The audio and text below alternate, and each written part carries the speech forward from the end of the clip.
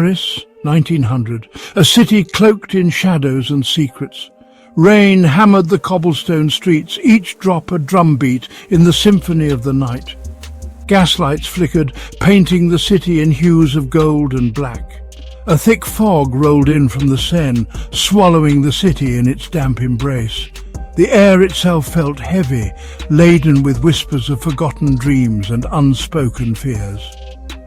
The Grand Palais Garnier loomed above the cityscape, a monument to art and ambition. Inside, the air thrummed with anticipation. Tonight, Evangeline Moreau, the Nightingale of Paris, would grace the stage. Her voice, a siren's call, promised to enchant and ensnare the very souls of her audience.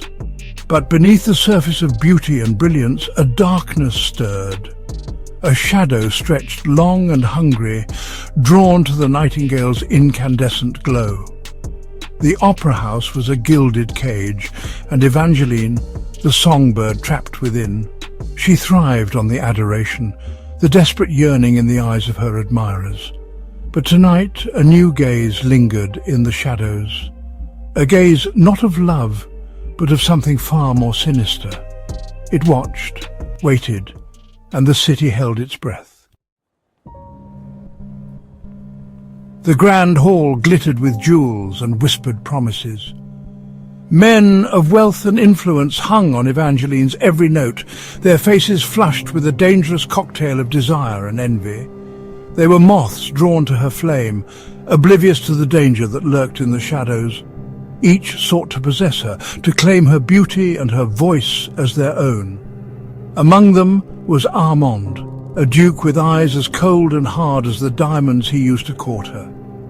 And there was Jean-Luc, a celebrated playwright who poured his infatuation into sonnets that dripped with possessiveness. With a knowing smile and a flick of her wrist, she played them off against each other. She thrived on their desperation, their need to prove themselves worthy. Yet, she remained untouched, untamable.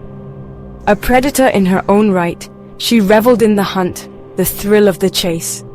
She collected hearts like trophies, leaving a trail of broken promises and shattered dreams in her wake. But tonight a new player had entered her twisted game, a shadow in the wings, unseen, unheard, but ever present. Elias. His obsession, a dark and twisted mirror of the adoration that swirled around her. He loved her, not with the fleeting passion of her suitors, but with a ferocity that bordered on madness. A love nurtured in the darkness, fueled by whispers from beyond the grave. Elias lived in the belly of the city, in a cramped attic apartment that reeked of damp and despair. The only light came from a flickering gas lamp and the ghostly glow of the moon as it sliced through the grimy window panes. His world was one of shadows and whispers, of half-remembered dreams, and the ever-present voice that echoed in his head. His mother's voice. Even in death she clung to him, her words a constant refrain in the silence of his solitude. She told him of Evangeline, the songbird who held the key to his destiny. She spoke of love, a love that transcended the boundaries of life and death. And Elias, consumed by grief and driven by his mother's spectral pronouncements, believed. He collected every newspaper clipping, every discarded playbill that bore Evangeline's name. He would spend hours staring at her image, his heart pounding in his chest, his mind awhirl with fantasies fueled by obsession. His love was not gentle, nor was it pure. It was a consuming fire, fueled by madness and the echoes of a dead woman's voice. Each day he would make his way to the opera house, lurking in the shadows, watching her. He would sit in the cheap seats, far from the glittering throng of her admirers, his eyes never leaving her form. He convinced himself that she knew he was there, that she felt the intensity of his gaze, the depth of his devotion. And with each passing day his obsession grew, twisting him, warping him, until he was but a shell, an empty vessel inhabited by the ghost of his love and the chilling commands of his departed mother. Detective Marchand, a man wearied by the city's darkness, ran a hand through his thinning hair. The case had landed on his desk like a bad penny, a series of escalating disturbances among the admirers of Evangeline Moreau. Threats were made, duels were fought, and Marchand could taste the desperation, the bitter tang of jealousy that clung to it all. He sat in his dimly lit office, the air thick with cigar smoke, and stared at the reports. Each one spoke of a love that bordered on madness, a love that threatened to spill over into violence. He had seen it before, this toxic blend of desire and despair, and it never ended well. His gaze fell upon a photograph of Evangeline, her beauty as captivating as it was unnerving. She was a muse, he thought, but one who inspired madness as often as art. Meanwhile, hidden away from the prying eyes of the world, Elias had constructed a shrine to his obsession. What had started as a collection of newspaper clippings had morphed into something far more sinister. He had stolen a glove she had discarded, a single rose that had fallen from her bouquet. These items, imbued with the phantom scent of her perfume, were his most prized possessions. He would spend hours arranging and rearranging them on his makeshift altar, whispering prayers to her image, his voice hoarse with emotion. His mother's voice urged him on, whispering promises of a love that would conquer all, even death itself. He was a man possessed, teetering on the precipice of a darkness that threatened to consume him entirely. Marchand, piecing together the fragments of the case, felt a chill run down his spine. He had stumbled upon something dark and twisted, something that stank of obsession and the chilling promise of violence. The night of the performance arrived, cloaked in a shroud of mist and anticipation. The Palais Garnier buzzed with excitement, the air thick with the scent of perfume and the weight of 1,000 gazes. Evangeline, resplendent in a gown of shimmering silver, stood poised in the wings, ready to take the stage. Her heart raced with a familiar thrill, a potent cocktail of fear and exhilaration. She thrived on the adoration, the knowledge that she held the hearts of men in her delicate hands. But tonight, a discordant note jarred her senses, a prickling sensation at the back of her neck, the chilling certainty that she was being watched. As the curtain fell on the final act, a hush fell over the audience. Evangeline, breathless, her heart pounding, prepared to take her final bow. But as she stepped into the spotlight, a figure emerged from the shadows. Elias, his eyes blazing with a terrifying mixture of love and madness, lunged towards her.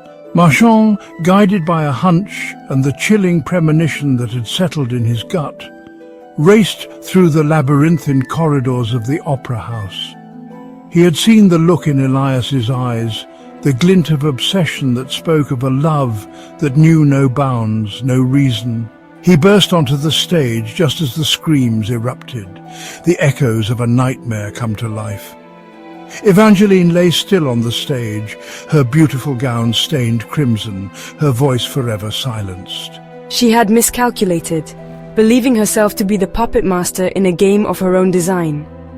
She had failed to see the strings that bound her, the puppet master lurking in the shadows. Elias, his hands trembling, stood over her, his face a mask of horror and disbelief.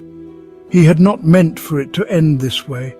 His mother had promised him love, a love that would conquer all. Marchand, his heart heavy with the weight of the city's darkness, clapped a hand on Elias's shoulder, the young man's eyes distant and vacant. He had been too late to save Evangeline, but he would ensure that her killer would face justice. As the police led Elias away, his face etched with the chilling blankness of madness, Marchand made a silent vow. He would hunt down the whispers that haunted this city, the echoes of obsession and the ghosts that whispered in the shadows. He would not rest until the darkness that had claimed Evangeline Moreau was vanquished. The Palais Garnier stood silent, the echo of the final note long faded. The rain had stopped, leaving behind a city washed clean and shimmering under a sky dusted with stars. But inside the opera house, the shadows lingered. They clung to the velvet curtains, the plush seats, the very air itself thick with the memory of tragedy. The scent of Evangeline's perfume, a heady mix of jasmine and rose, lingered in the air, a ghostly reminder of the beauty that had once graced this stage. But the songbird was gone, her voice silenced, her spirit flown. Only the whispers remained, carried on the wind, a chilling reminder of the darkness that lurked beneath the city's glittering facade. Marchand stood alone in the centre of the stage, the weight of his promise heavy on his shoulders. He could almost hear the echoes of Evangeline's voice, a haunting melody that seemed to rise from the very floorboards beneath his feet. He would not let her be forgotten. He would not let her death be just another tragedy buried beneath the weight of the city's indifference. As he turned to leave, his gaze fell upon a single white rose lying on the stage, its petals already browning at the edges. A chill ran down his spine, a stark reminder of the unseen forces that played their deadly games in this city of shadows. He picked up the rose, its delicate scent filling his nostrils, and tucked it into his coat pocket. It was a symbol, he thought, of the beauty and the tragedy that coexisted in this city of dreams. And he, a lone detective, a guardian against the encroaching darkness, would not rest until the shadows were banished and the whispers silenced.